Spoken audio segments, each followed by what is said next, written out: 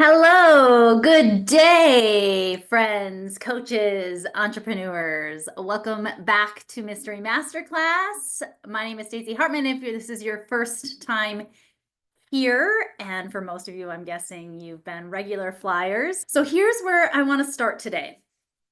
I made an observation actually back in September at a private retreat I had done for private clients. And those private clients were anywhere from just starting their business or been in business a long time, but hadn't quite figured out how to create really consistent, great revenue to clients who've been operating six-figure plus business for the long haul. And this was a very small sample size, but that's when this first little niggly started standing out to me and what I started observing in the difference between those coaches that seem to have found their stride and started thriving financially and in the impact that they wanted to make, and those that were getting really tired and burnt out and exhausted. And it shocked me to start seeing this pattern.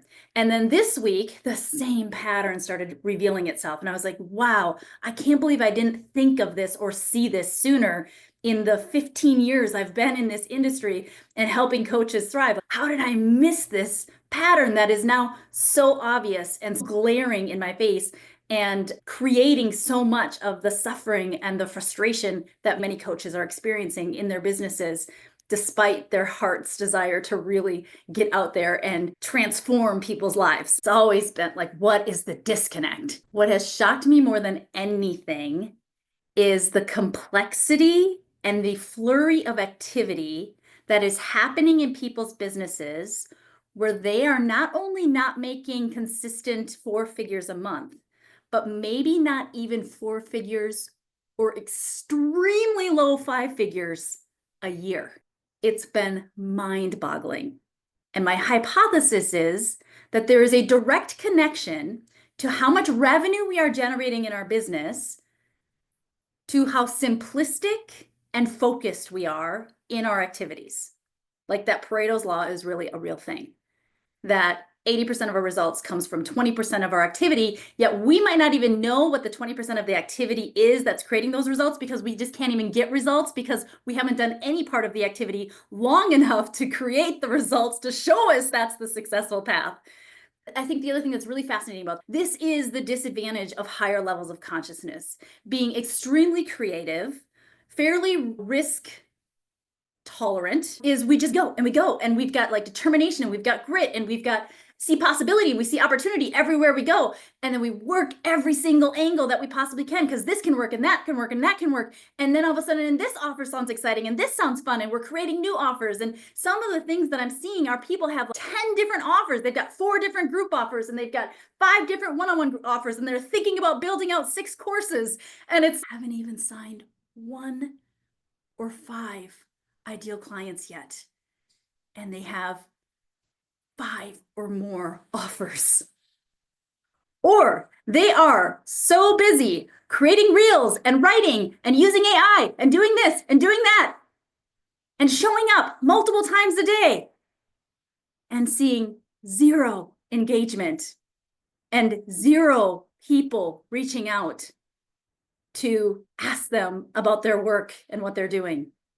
And they have done this for months and months. The determination and the grit that I'm seeing from so many coaches, their passion, their willingness to just put it all out there over and over again and not give up, is truly inspiring. But honestly, at what point does it become to their own demise? There's like this determination and grit that sometimes might actually be coming. And then we get into the energetics underneath some of this. 1, fear of missing out. 2, fear of rejection, because it's so much easier to do all this shit in the background than the really scary things that open us up to high emotional risk, like reaching out to, for a lot of us, our warm market, because we still don't know how people feel about the changes we've made and who we've become through our own transformations, and if we'll still be accepted. And so it's much easier to think about just going into an ice cold audience and trying to build rapport and build a relationship with complete strangers, because there's no emotional risk in that. I mean, if a stranger hates my stuff, I don't have any loss with that. So I'm going to keep playing it safe over here. And even so much so that I'm going to play it safe over here so that I don't have to be deeply rejected by people that I actually really care about, or that I actually might care about what they think about me in some way, shape, or form, that I'm going to stay so determined and stay so committed and stay this path and take on multiple other paths at the same time, just to make sure that I am protected from rejection. So is it really determination and grit? Or is there some underlying fear of success, fear of failure? And if we give up, then that means failure. So then we stay with things for too long. Like, when is it time to just read the tea leaves and say, this isn't working and I'm getting tired? That's the key message I've kept hearing. I'm so tired. I'm starting to feel exhausted. I'm feeling depleted. I'm feeling full of doubt. My resources have been drained energetically, time, and money. So the observation was the people who are the busiest and have the most dialed in learning and strategies for everything imaginable. They've got their courses on LinkedIn, and they've got their courses on Instagram, and they know how to do a newsletter, and they know how to do a podcast, and they know how to do YouTube, and they know how to do this. And they've got 5 freaking assistants helping them manage all this complexity. And they've got 8 different offers, because just in case somebody says no to this one, I want to make sure I can offer them this one. And they're still not making hardly any money. So if this is your business, I am telling you, this is the challenge. There's too much going on. The energy's all scattered. You're scattered. We're scattered. And so I would hear, or I would see these people stuff coming in, and I'd be like, I have this beautiful, simplistic business that has operated at multiple 6 figures for over a decade. Let me just be really honest here. I ran really crazy funnels, but I have to tell you, when I was running online funnels, I never did organic social media. When I was networking, I never did funnels. And now I've been 100% organic social media.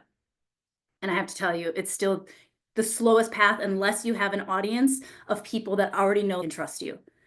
So that's the other thing I want to speak into. So one of my clients' businesses that's been a 6-figure business for a number of years, she doesn't have a website. She doesn't have a social media presence. And she's making the type of revenue that most coaches are aspiring to, that are running around like chickens with their heads cut off. I have another client who sustained a 6-figure business in the European market for 3 years. She hardly has a website, and she's never on social media.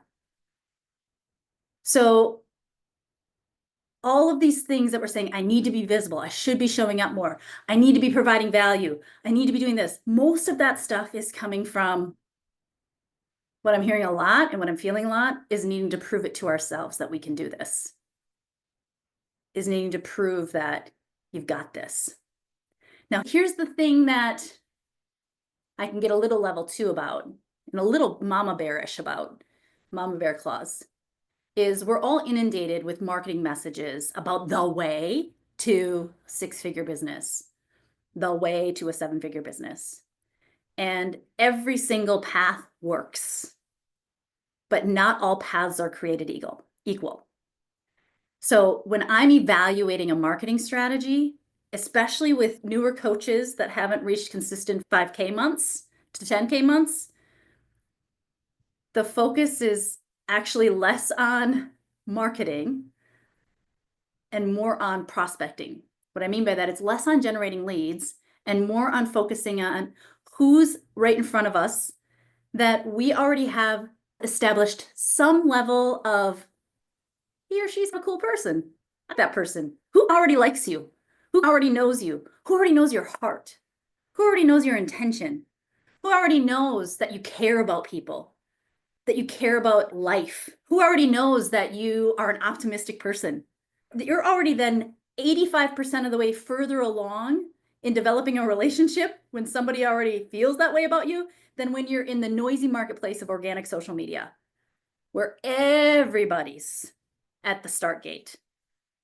So when I think about organic social media, and I want to use myself as an example. So I'm predominantly on organic right now, but I want to be clear.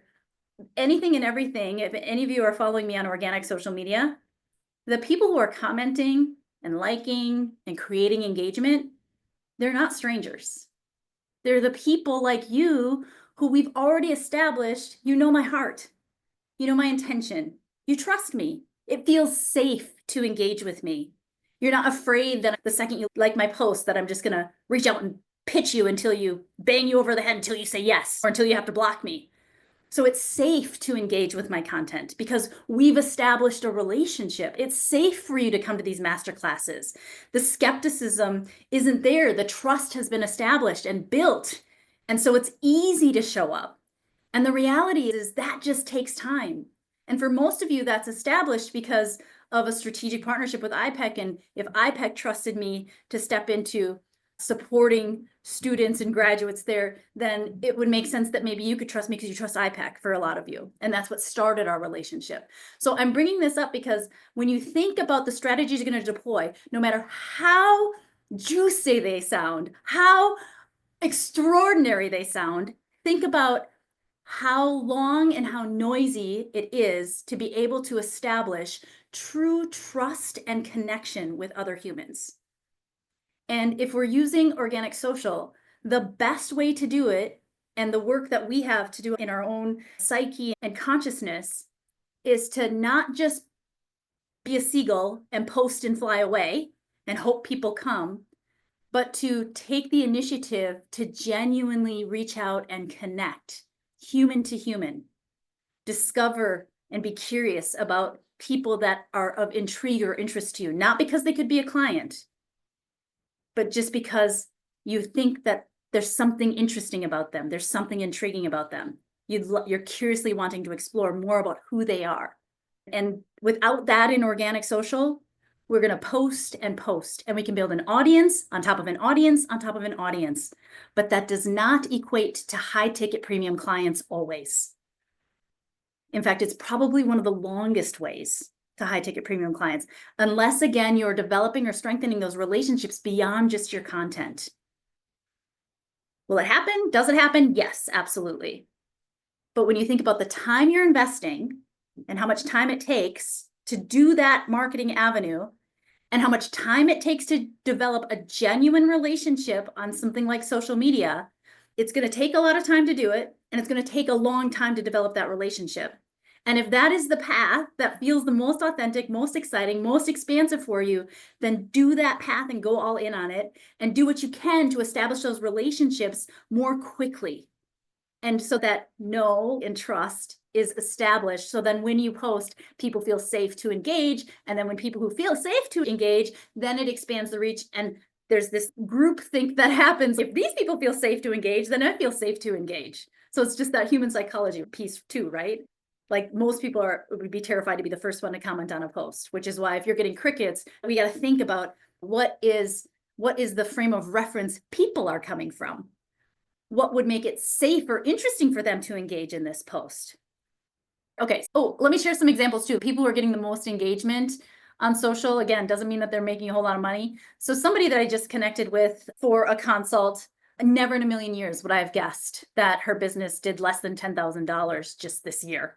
She's been in business for 3 years and super active on social media, great following, great engagement, great connection. I'm like, oh my gosh, she's gonna be killing it. So that's the other side of the story. Is the story I was telling myself was I was seeing all these vanity external metrics and thinking she's got to be killing it, but she wasn't. And so that's the other thing about organic social is like I have a mentor that I've worked with. She gets maybe 2 comments on her posts and she runs an 8-figure business, predominantly organic social media. So those that aren't engaging are the ones reaching out and stepping into high ticket offers. So yeah, vanity metrics. If you're like, nobody's commenting, nobody's liking, good, because they're lurking.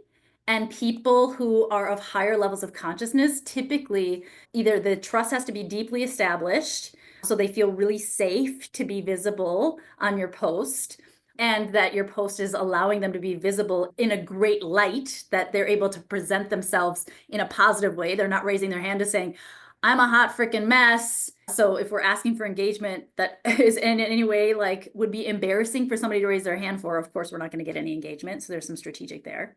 We got to think about what leads us to feel confident in ourselves and in the person we're investing with at those high levels.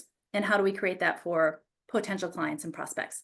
I'm not knocking social media. I'm simply sharing. This is the observation I've made. This is the rabbit hole that I've seen the majority of coaches who aren't making a whole lot of money go down is all of the Instagram stuff, all of the LinkedIn stuff, all of the Facebook stuff, maybe TikTok, and all that time invested behind the computer screen to show up on organic social media when we could reach out and just connect and be curious and explore what's new in people's lives that we care about and that they care about us with no ulterior motives and no objectives. Now, this is tricky, right? It's tricky, one, because how do you genuinely do that from a place of detachment? And then two, it's time consuming, but it's like the time consuming part on the front end that then makes organic social media more fruitful on the back end. Because again, the time has been taken to create those relationships. I'm going to share another example. So I've coached probably in high ticket programs, group programs, private coaching over the last however many years, almost 500 people. So even if you look at my social media and you see a post that's got 30 comments on it, I've had 500 clients and still only 30 people are commenting on our organic social media. Or 30 people are showing up for a masterclass. And many of those clients experienced a lot of success, not just from our time together, but since the time together for years forward. And I think it's just remembering what leads you to engage or comment, what leads you to take action, what leads you to show up for a masterclass like this. And how do you create that and make it so ridiculously easy for people to show up to the invitations you're making? If I show up but don't connect, it doesn't move people into the next stage. For the most, it just takes a very long time. Yeah. How many, one, we're depending on the algorithm to show your post. Two, especially on LinkedIn, how often are people on there? I think that the stats are like once or twice a week tops. And how many people are really scrolling? And then let's just say that they're seeing every single one of your posts every single week. How long does it take for them to feel like, but they're just seeing them. They probably aren't reading them all the way through. They're just getting a glimpse of it. Your name's starting to become familiar. I'm going to throw out like totally random, arbitrary shit that's coming to my mind, but I'm like, 90 days? Would 90 days be how much time it would take for somebody to just recognize my name and have this little tiny feeling that's like her, or have my name pop up in their feed and be like, oh God, I see her stuff all the time, and get curious. But it just would take a long time to have an impression, imprint on somebody's subconscious mind that creates some sort of feeling that is magnetic or euphoric without me moving that relationship along more quickly. And so again, doing it authentically, quality over quantity, leveraging intuition.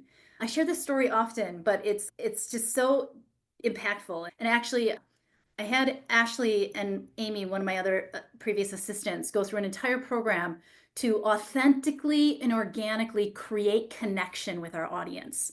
And so when we were running our Facebook group, they had one role, and it was to ensure that every single person that was choosing to be there had an opportunity to be heard, seen, and recognized. And it didn't matter if they ever became a client, if they never became a client, if they were turned off by our care and compassion and interest, none of that mattered. But every single soul that took the time to want to be a part of our community was going to be seen, heard, and recognized. And so their one job, and I paid $10,000 just to ensure that they totally locked in the authentic, detached nature of this intention, was to reach out to every single person, thank them for being a part of our community, ask them if there was anything that we could connect them to, because we have a lot of free resources, and to just be of immense service. And then that created incredible engagement in the group when it was alive, and I didn't leave it as a ghost town, because we took that extra step. And so that's what one thing that we did when it was more like organic and people were asking to be a part of the group. The other thing, like when they're not reaching out, when you're not getting the likes from people or the comments from people, is I would scroll a friend list, my friend list on Facebook or LinkedIn, my connection list, and I would just like intuitively somebody would spark me. And it might have been their profile picture, but one time I was scrolling and I saw this picture of somebody and I was like, she is freaking radiant. Like I could feel she was just radiant, like a powerhouse. And I went deeper into the image and I was like, it was vulnerable, but I reached out to her and I just said, I just have to tell you, like your profile picture stood out.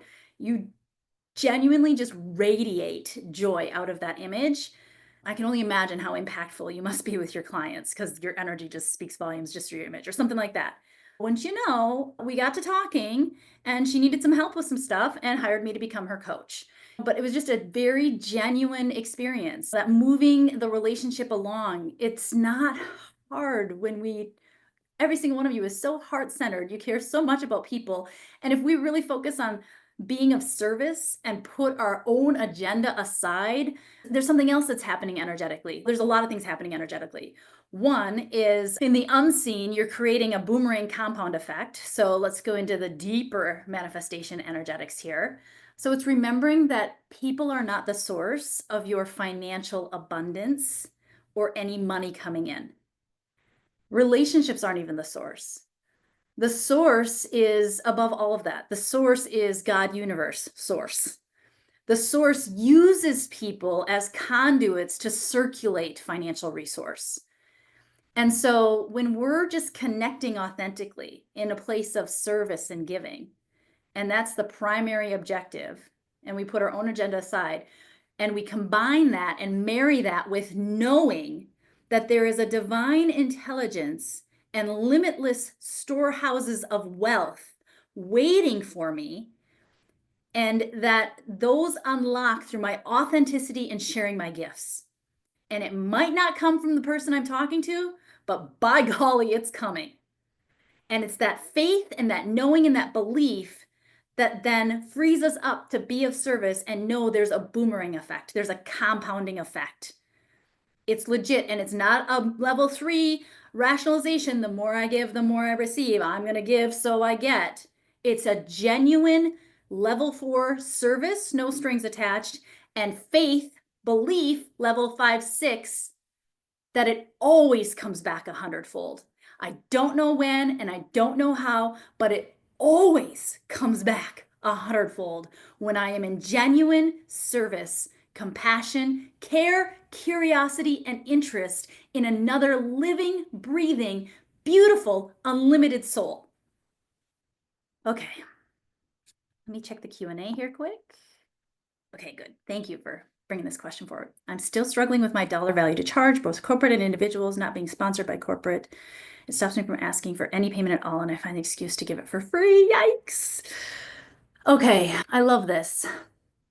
So this is a deeper coaching thing, but I'm gonna ask you some coaching questions. The first question is, how clear are you on your non-negotiable, the absolute bare minimum you would ever be willing to, well, maybe it's free, since that's what you're doing. But first and foremost, how clear are you on that you are not available to accept anything less than this, no matter what, right? So I think it's first setting that boundary. Then it's leaning into my favorite pricing strategy is what I call it just sweet spot pricing, is then how far can you stretch it that it still feels at least 80% believable, but also 20% of you is like, am I really gonna say that? So just start playing in this range, right? And then just feeling and visualizing yourself saying it. And the more you can stretch into and be bold and fearless into that sweet spot pricing and do some visualization around it. Imagine being in conversation, see the words flowing off your mouth and how you're feeling as you're saying it. Imagine yourself being confident as you're saying it. Hear yourself saying it in your mind's ear, in that inner sense, just until it starts to neutralize. Now, the deeper thing about this also is there's always deeper things. It's just so wild when you start looking at things energetically, and this is really the power of deep energetic business coaching, is there's a lot of shifts that I make when it comes to increasing pricing and confidently inviting people into it. One of them is realizing and recognizing that what you're charging has nothing to do with your worth and that it's really the worth of the transformation to the client. And if based on your niche, that is something that is very meaningful to that client and worth separating from money or time or energy to achieve it, then that's the value, right? I will say pricing does also get tricky. There's no cookie cutter way to price. So I also look at messaging and positioning. There's certain messaging and positioning that sets us up to be able to step into more premium pricing, and other messaging and positioning that just doesn't. And I've been really honest with some clients when they've been like, they've had a strong, healthy wealth consciousness, and yet what they were charging for their messaging and positioning, I couldn't see how it would energetically match the psyche of their audience. And so we got creative about finding new opportunities and win-wins that they could still stand in their high wealth consciousness and worth and also sell more. So there's some real, we think about our own energetic barriers and blocks. It's our prospects and our leads have those too, and that's a real thing. And so we can establish our positioning, our messaging, our own energetics in a way that increases the likelihood that they feel confident in making that decision. Okay, struggling with what dollar value to charge. I wouldn't do any comparison. I wouldn't do any comparison contrast stuff. I just had this happen. One of the people I was meeting with just signed an ideal client for $3,000. And she said for the first time ever, the approach she took was she knew without a question of a doubt that she could help this person. And so she reached back out to her and she said, because the prospect, oh, let me think about it a little bit.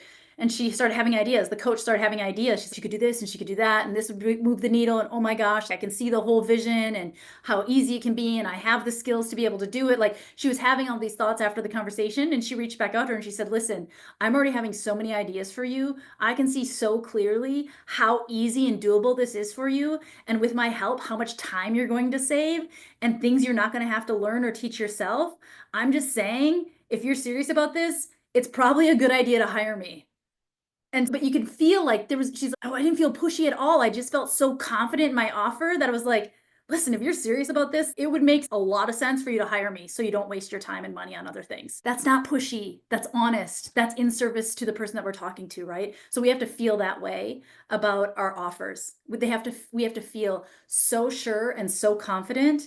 And I will say, when it comes to our sales process, if we aren't excited about our offers and if we don't believe in that possibility for the person that we're talking to, we have no business making an invitation. We've got our own work to do, and we're going to see extremely low conversion rates. So it's that confidence that and that belief and that knowing that creates an entrainment effect and provides people relief. Even just in saying yes, they feel like a weight's been lifted off their shoulders because you've got such confidence in what you're bringing to the table and what in them. So this is like the most powerful sales tactic that we could ever deploy is entrainment. And I'm experiencing this a lot as I'm having a lot of these consults. The first primary intention is exactly what I was sharing, just like pure service. And the secondary intention is I like to play a game. I know exactly who's meant to be a client and who's not. There's like such cool, deep, energetic resonance that I just know. I may not know when and I may not know how, but I'm like, I'm destined to help this person. And so that's my secondary thing, is just feeling the energy of the people that I'm connecting with, because I'm reattuning those ideal clients. And whether they decide to step into working with me or not doesn't matter. It's just an attunement visualization process for me. So all that to say, if you can't catch somebody's vision or what they want and don't feel excited about what they're sharing or what they're talking about, I know for me, I'm not the right coach. Can I help you? Do I have information? Do I have wisdom? Do I have experience? Am I an expert coach? Yes. But if I'm not feeling that way on the conversation, there is another coach who is divinely destined to support them if that's what they're looking for. The other thing that's becoming really clear to me is that I feel really strongly about as you're making various investments in your business and determining the right investments for you is it's back to this analogy of you can't run before you walk, you can't walk before you crawl. And a lot of the investments I'm seeing coaches make that later stress them out and keep them on a wild goose chase. They're making investments for a runner when they haven't crawled yet. And that's what creates this massive disconnect and overwhelm and tenacity and grit to make something work that ultimately like it really can't yet because you're missing the 15 pieces that happen before that happens. And so this is where a lot of times too I see coaches niche way too early and then they get themselves totally locked in, which then cuts them off at the knees from all of the existing beautiful, lovely relationships that they already have established, or even acquaintances that are established. That could be potential referrals, crack open potential workshops, opportunities for speaking, could crack open $1 million idea. The niche could find them. So it didn't come from straining the mind and trying to force a niche. So that's a good example of sometimes we try to move things along faster than the pathway is intended to move. And you don't know that because we don't know what we don't know. I remember one coach I had because I thought I knew it all because I did online funnels very early in my business. I shouldn't say I said very early, but my business was doing just under 6 figures just from offline networking and connecting and blank page pitching. So no niche, blank page pitch, strategic partnerships with the youth programs. So I didn't move straight to online funnels, but then I went to online funnels secondarily. And so I thought I knew everything because I was running a big ad budget and generating thousands of leads each month. And I was talking to my mentor and he was advising me on something. And I got a little belligerent. I was like, yeah, I was like a know it all. I was like, yeah, okay, got it. I think I'm just going to keep going this way. And he just so nonchalantly looked at me with like very endearing, like Santa Claus eyes. And he said with a big smirk on his face, I always find it so interesting when people think they're further along than they are. And he just smiled.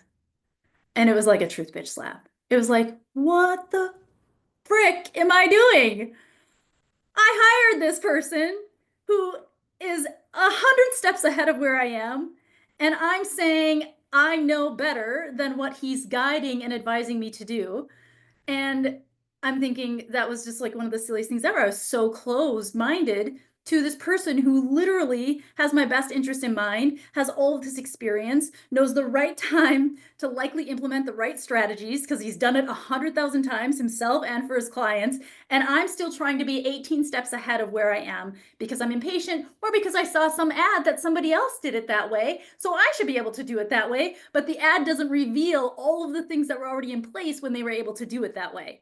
So I think that's the other thing that I really want to bring forward is when we see a picture, it's remembering you're not seeing the whole picture. You're seeing a sliver of the picture. And the sliver that you're seeing, now your mind is creating the whole story that you believe is the full picture. It's the epitome of an interpretation. So we see, and I'm going to share another story that I thought was so beautiful. One of my clients many years ago, she was in a group, they were running ads funnels, and this girl was celebrating because she had a 6-figure launch. And everybody's, oh, that's amazing. How did you do it? Oh my gosh, that's so awesome. And 2 days later, this person, like, thank you, God, universe source for transparent people, came back and said, it is really awesome that I had a 6-figure launch, but I have to tell you, I took a loss on it. Our ad budget was more than that. She didn't make any money. It was a 6-figure launch, but she didn't make any money. And every person in the group, not every person, I don't know, my client was like, what is she doing right that I'm doing wrong? How'd she have I'm following the exact same things that she's doing. How'd she get a 6-figure launch and I didn't get any? And once that person came back and revealed the rest of the picture, it was such a gift because my client was like, wow, I had it all wrong. I was creating this story about all of her success and how easy it was and how much money she was sitting on. And that wasn't true at all. She just was willing to risk even more money to make this launch happen. And it still didn't happen because sometimes it is. If I had a quarter for every client who was like, my intuition is telling me this, that's not your intuition. A lot of times we discern that. The best way to discern if it's your intuition or if it's rationalization about your intuition is to just ask yourself where it came from. And if it came from the mind in any way, shape, or form, it's not your intuition. Or if it's rationalized in any way, shape, or form. Oh, yes, this is an awesome idea because that wasn't your intuition. That was your mind being sneaky and then telling you it was your intuition so you could convince yourself to follow your mind, which is just trying to keep you safe. and is ultimately perpetuating the same thing that's been happening over and over again. But yeah, sometimes it's just being able to discern exactly when it's intuition and when it's that beautiful, lovely, safety conducing blankie of level 3 pretending to be level 5 or level 6. I've made an investment in a tech platform this year because I want things streamlined. It's been turning out to be very frustrating because it keeps pulling me back into catabolic energy because of issues on their end. But I need to just go big it all and go back to separate tools rather than trying to streamline. Yeah, that's been my experience too, and why I've kept independent tools. And this could be an assumption, so I'm saying this with a grain of salt because obviously, like past things can change and things evolve and things get better. But in my past experience, that could be totally different today if I happened across the right tool. In my past experience, all-in-one tools are okay at a number of things and not great at anything. And so one of my personal philosophies have been, I love, again, like this idea of focus has becoming coming through so strong. Like a company that is 100% focused on high converting lead pages, that's their only job in their software is to put out templates that are proven to convert. It's the only thing that they're focused on. They're not doing email marketing. They're not doing courses. They're not doing memberships. They're not doing payment gates. They're like, our job is to make sure our pages convert. That's the software I like. An email marketing software. Our number one thing, and they can have some other things, and I usually just ignore their other things because I'm like, what's your bread and butter? What's the thing that basically like made you famous? Same with email marketing. I went into Kajabi for a long time in my business. Their thing is course creation. That's what I predominantly used it for. As soon as I started to try and use the extra add-ons that they were adding to it, the email deliverability, terrible. Like 50% of the emails didn't even get delivered. Do they have emails? Can you do emails? Yeah. How do they deliver compared to the system that focuses 100% on email delivery? That their entire focus or 90% of their focus is on making sure that they've got the best email delivery system. And it's not just going to people's spams or other folders. Because operating from a higher level can bring low stress eventually, like at a level 5 or 6. Yes, but in a different way. So it doesn't mean that there's not stressful events. It just means that they don't feel stressful. So I have a perfect example. It's so funny. So I've for years, December, and still it's still early, so I'm definitely not writing this in the stars. But December for me, for the majority of my business is usually pretty cyclical. And there's times where it's a high tide and there's times where it's a low tide. And so it never is like always a high tide, right? And December for me traditionally has always been a high tide. So in complete transparency, my business this year is closing out at about, as of right now, it's at about 320,000 on the year. Very low overhead, very little to no tech. You've seen I've disappeared from social media for months at a time. And so it's been this beautiful, simplistic, spacious. If you saw my calendar, you'd probably throw up in your mouth because I usually don't have more than 5 meetings on my calendar a week. So anyways, December hits and I have 5 retainer clients that have decided they want to pause. And a level 5, 6 perspective, there's no rationalization, it just is. But there's also no stress. There's this overarching belief and faith and knowing that it's for some purpose I can't understand yet. I don't even have to guess what it is. And that it will all make sense when I connect the dots looking backwards someday. And so interestingly enough, this month's currently projected revenue is the lowest revenue I've seen in my business in probably 3 years. And that is even when I took 2 years off my business, I was making more a month than I am this month right now. And that's just projected. Again, it can shift tomorrow. And so that's the difference with the higher energy levels is that it can be what would be perceived as shit hitting the fan, but it doesn't feel like shit hitting the fan. It's just a peace, a knowing. All your technology can break, and it's still just, and that doesn't mean that I don't go into plenty of catabolic energy. I do. But when it comes to money, that's the one area of consciousness that has really locked in and sustained But when it comes to sometimes like how I'm going to look to other people, that's when I can easily just go straight into catabolic energy and live there for a decent amount of time. So everybody still has their things, but I'm just sharing my example from a financial standpoint. And why I love wealth consciousness so much is just imagine that no matter what's happening in your bank account, you don't ever feel any financial stress, no matter how much debt you're carrying. And all this happened, by the way, all this happened at the same time. I just made a $50,000 investment in my business, and we just had it all happens at the same time. It's like almost there's almost like a hilarity to it, if that's even a word. I just had another $20,000 of unexpected expenses come up this month. A furnace went out in an investment property. I need a crown. The pool cover, first world problems, right? The pool cover cracked. A car broke down. My kid needs braces, and my other kid started college this year, so we've already got that additional expense that's going out every single month. So all these things happen within a 2-week span. 5 retainer clients, taking a break, $50,000 investment in my business, another $20,000 unexpected expenses in my personal life. And I don't have really any feelings about it. The only feeling I had about it was, oh, this has freed up a lot of time. I'd love to offer, for the first time in a long time, complimentary sessions, not to sign new clients, not as a primary focus. If that happens, I'm open to it, but just because I know the power of giving, and I have some extra capacity to do that because I have less clients that are requiring that attention right now. Can you talk a bit about simplicity, how simplicity can work for enrolling premium high ticket? Yeah, gosh, I actually honestly, I think premium high ticket sales are the simplest. I find them, and this is maybe it's my belief system, it's just what I've always done, but the complexity that comes with selling low ticket, the energetic complexity and the tech complexity, if you want to do a variety of offers, okay, the reason why it's more complex is it requires significant lead flow, right? Whereas high ticket premium, the simplicity of it is you become clear on a challenge that somebody's having or a goal that somebody wants to achieve that has high motivation behind it.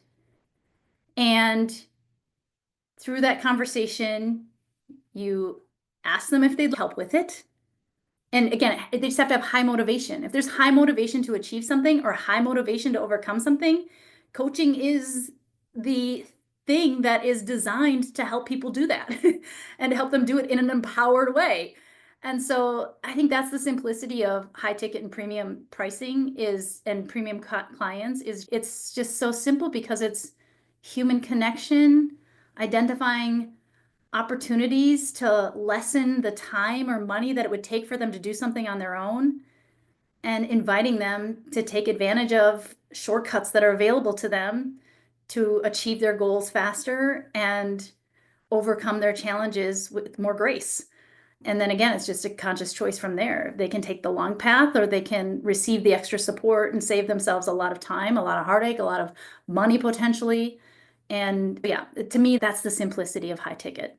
A lot of people are deploying low ticket strategies on social for high ticket. It's like a mismatch, like the low ticket strategies, and you're trying to sell high ticket premium clients, and high ticket premium clients require high touch, high connection, high trust, and low ticket doesn't. There's not as much risk for somebody to step into a $100 product with a 100% guarantee, with a 100% money back guarantee. So yeah, low mid ticket comes with so much work on the back end. And there's so much glamorizing child with it. Oh, it's gonna be hands off. I'm gonna have passive income. It's passive because you're not doing client delivery, but active because you're gonna have to be managing a team who's managing all of the stuff or managing it. This is a whole nother topic. I know we're already at time, but I'll just say one of the big topics that's been coming up with private clients is around hiring. And if you think about your business and the time in your business, it's always falling into 3 buckets. It's falling in client delivery, marketing and selling,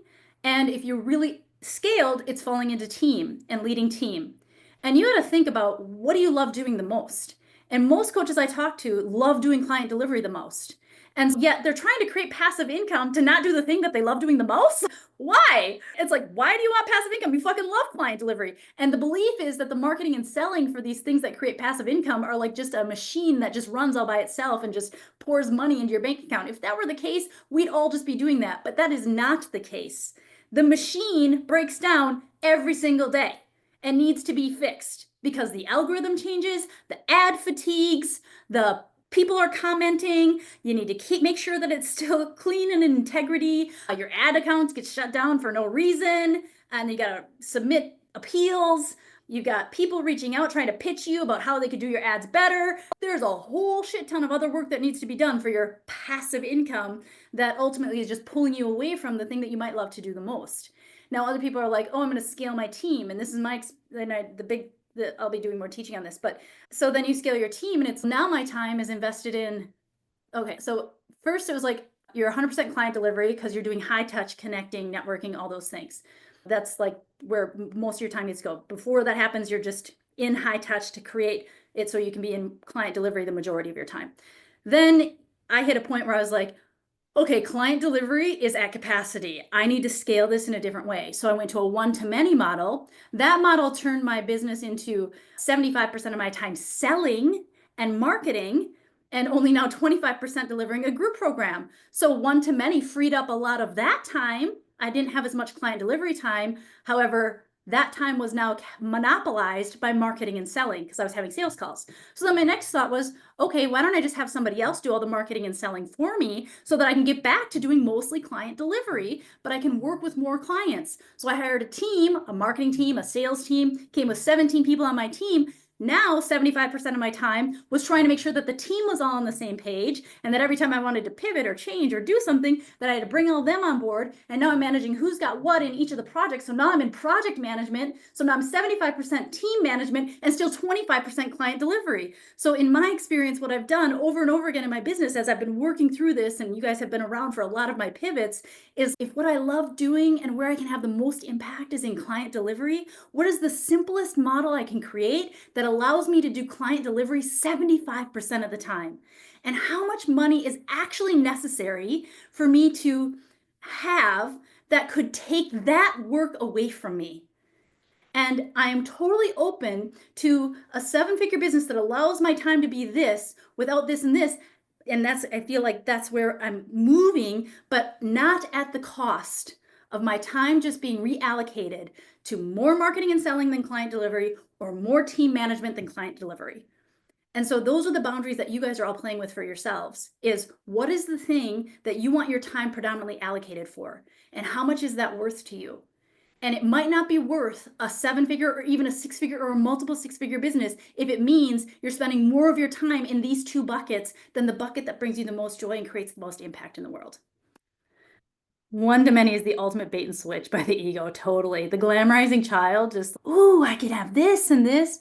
And we got to take a look at, what are the opportunity costs? What are we giving up if we step into that? Are we giving up something that we actually freaking love? Like working with clients and seeing the transformation that happens through that work. All right, everybody. Thank you for being here. Have an amazing and happy holiday. We'll be back in January. If you're on our newsletter, which I'm sure you are, that is all shifting and changing here before the end of the year as well. We have the Master Coach Insider. So we're transitioning a little bit into a more traditional newsletter, more practical, built-in lead magnets, all kinds of really cool stuff coming, just even higher value than we've already been delivering. And this masterclass will also adopt the Master Coach Insider brand as we're growing and scaling in some new directions for 2025 as well. So thank you, everybody. Have an amazing holiday, and we will see you next year. That sounds so weird.